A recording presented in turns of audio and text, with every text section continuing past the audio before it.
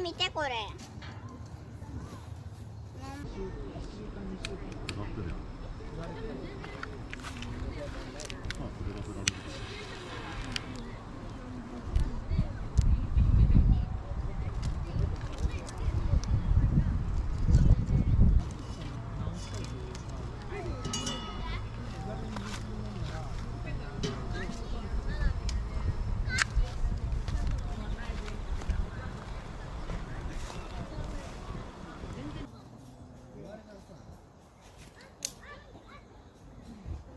だいぶ育ってるやん、これ。ね、これで多分めっちゃカーブしてる。多分これシュッてやっても近いよね。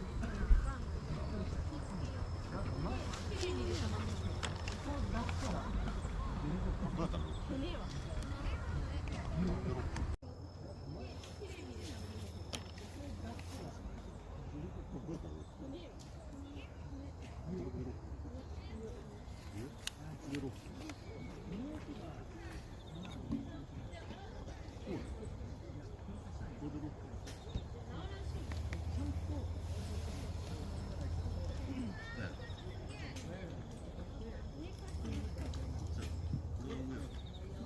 近づきすぎたら危ないよ。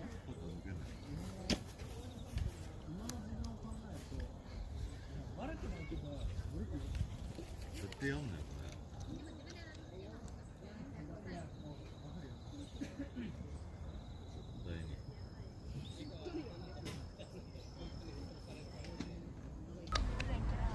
入らんの？ダメ、入らんの。た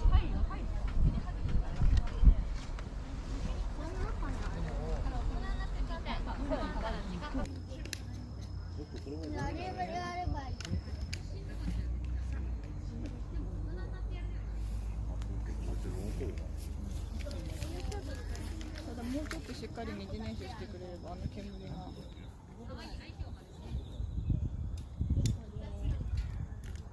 頑張ってるやん。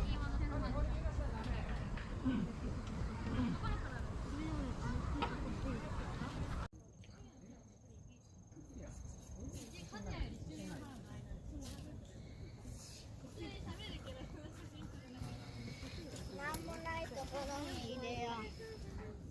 だから松ぼっくりいっぱい集めてこんな。